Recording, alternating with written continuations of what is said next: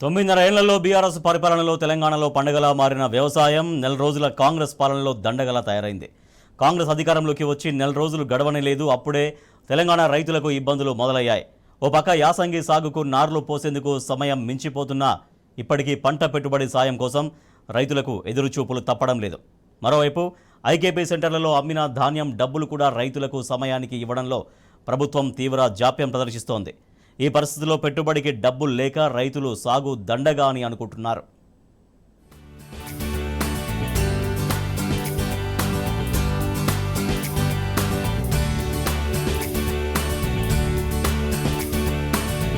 కాంగ్రెస్ సర్కారు పాలనలో తెలంగాణ రైతులకు కష్టాలు మొదలయ్యాయి. నమ్మినారబోస్తే పుచ్చిబుర్రలైన చందంగా తయారైంది తెలంగాణ అన్నదాతల పరిస్థితి. 6 గ్యారంటీల హామీలతో అధికారంలోకి వచ్చిన రేవంత్ సర్కార్ ఇప్పుడు రైతుల పాలిట నిర్లక్ష్యంగా వ్యవహరిస్తోంది. ఇప్పటికే రైతు బంధు సాయం విషయంలో రైతాంగం అయోమయంలో పడిపోయింది. ఎన్నికల ముందే రైతుల ఖాతాలో పడే పైసలను కాంగ్రెస్ రాజకీయ లబ్ధి కోసం అడ్డుకుంది. పోనీ అధికారంలోకి వచ్చిన తర్వాతైనా సక్రమంగా వేస్తుందా అంటే అదీ లేదు. రైతు బంధు వేస్తున్నామని చెప్పి ఇప్పటికే 2 వారాలు గడిచింది. యాసంగి సాగు చేసే రైతులు పెట్టుబడి సాయం కోసం నిత్యం ఎదురు చూస్తున్నారు. కానీ ఇంతవరకు ఎకరం విస్తీర్ణం ఉన్న రైతుల ఖాతాల్లోనే సరిగ్గా పెట్టుబడి సాయం జమ కాలేదు. పోనీ కష్టపడి పండించిన పంట కొనుగోలు విషయంలోనూ రైతులకు ఇబ్బందులు తప్పడం లేదు. ఐకేపీ సెంటర్ల ద్వారా రైతుల నుంచి ధాన్యం కొనుగోలు చేస్తున్న సర్కార్ డబ్బులు ఇవ్వడంలో మాత్రం జాప్యం ప్రదర్శిస్తోంది.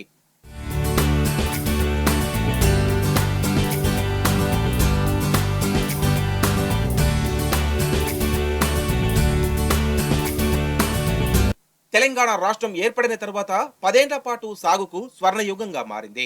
గత బీఆర్ఎస్ పాలనలో అన్నదాతలు చింత లేకుండా పంటలు పండించుకున్నారు. విత్తు నాటిన నాటి నుంచి పంటను అమ్ముకునే వరకు గత బీఆర్ఎస్ సర్కార్ అడుగడుగునా అండగా నిలిచింది. భారీ ప్రాజెక్టుల నిర్మాణంతో సాగునీటి కష్టాలు దూరం చేసింది. మిషన్ కాకతీయ ద్వారా చెరువులను బాగు చేసింది. ఎరువులు విత్తనాల కొరత లేకుండా చేసింది. కల్తీ విత్తనాల మాఫియాపై ఉక్కుపాదం మోపింది. ఇవన్నీ ఒక ఎత్తైతే రైతు బంధు మరొక ఎత్తు. రాష్ట్రంలో రైతుకు ఎటువంటి షరతులు లేకుండా ప్రతి ఏటా 2 పంటలకు పెట్టుబడి సాయం అందించింది. రైతు బంధు విషయంలో గత బీఆర్ఎస్ సర్కార్ నిబద్ధత దేశానికే ఆదర్శంగా నిలిచింది. అందుకే నాటి సీఎం కేసీఆర్ ఎవ్వరూ ఆలోచించిన విధంగా ఈ బృహత్తర పథకానికి నాంది పలికిన తర్వాతనే కేంద్రంలోని మోదీ సర్కార్ సైతం పంట పెట్టుబడి సాయం పథకాన్ని ప్రారంభించింది.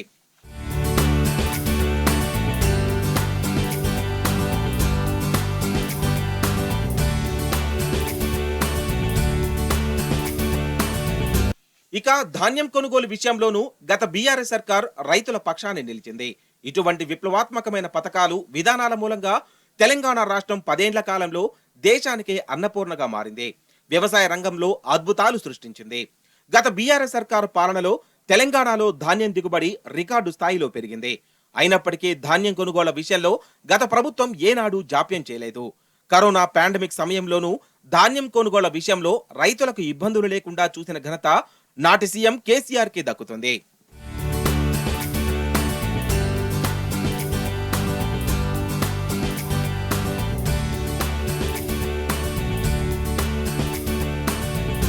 ఈ ఏడాది వానాకాలం సీజన్లో వరి పంట పండించిన రైతులకు కాంగ్రెస్ సర్కార్ చుక్కలు చూపిస్తోంది. ధాన్యం కొనుగోలు జరిగి వారాలు గడుస్తున్నా ఇంకా రైతుల ఖాతాల్లో డబ్బులు జమ కావడం లేదు. ఈ ఏడాది వానాకాలం సీజన్లో సైతం రాష్ట్రంలో రికార్డు స్థాయిలో ధాన్యం దిగుబడి వచ్చింది. కొనుగోళ్ల సమయంలో ఎన్నికల కోడ్ అమల్లోకి వచ్చింది. అయినప్పటికీ ముందు జాగ్రత్త చర్యగా గత బీఆర్ఎస్ ప్రభుత్వం ఐకేపీ ఆధ్వర్యంలో అన్ని గ్రామాల్లో పంట కొనుగోలు కేంద్రాలను ఏర్పాటు చేసింది. ఐకేపీ సెంటర్లలో వరి ధాన్యం కొనుగోళ్లు ఎన్నికలకు ముందు నుంచే ప్రారంభమయ్యాయి. అయితే ఎన్నికల ఫలితాల తర్వాత కాంగ్రెస్ అధికారంలోకి వచ్చిన తర్వాత రైతులకు ఇబ్బందులు మొదలయ్యాయి. ధాన్యం అమ్ముకున్న రైతులు డబ్బుల కోసం ఎదురు చూస్తూనే ఉన్నారు. గతంలో బీఆర్ఎస్ సర్కార్ ధాన్యం కొనుగోలు చేసిన వారం రోజుల్లోనే ఖాతాల్లో డబ్బులు జమ చేసేదని రైతులు గుర్తు చేసుకుంటున్నారు.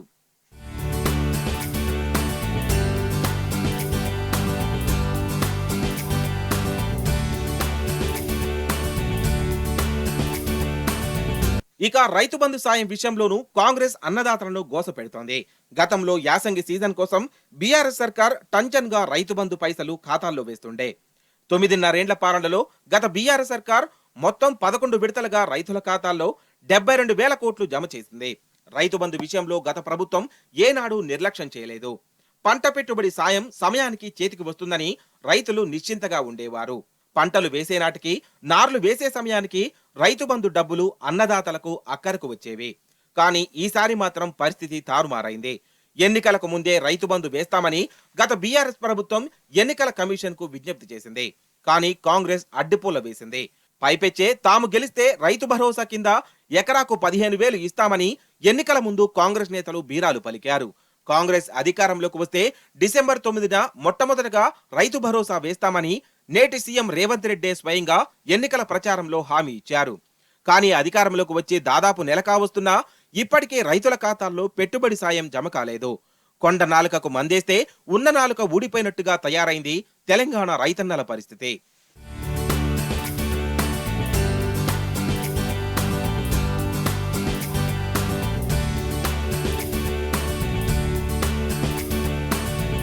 రైతు బంధు సాయం కోసం ఇప్పటికీ రైతులు ఎదురు చూస్తూనే ఉన్నారు. ఇప్పటి వరకు కేవలం ఎకరం లోపు రైతులకు మాత్రమే ప్రభుత్వం డబ్బులు జమ చేసింది. ఇందులో కొంతమంది రైతుల ఖాతాల్లో ₹1, ₹18 క్రెడిట్ కావడంతో రైతులు ఆందోళన పడుతున్నారు. ఒక పక్క పండించి అమ్మిన ధాన్యం డబ్బులు ఖాతాలో పడడం లేదు, మరోపక్క రైతు బంధు సాయం కూడా రావడం లేదు.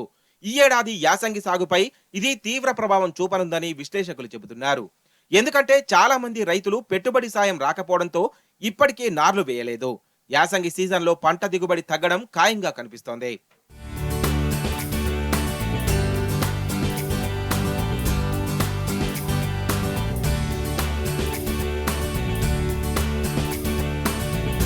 కాంగ్రెస్ ప్రభుత్వం వచ్చి నెల గడవక ముందే రైతులకు కష్టాలు మొదలయ్యాయి.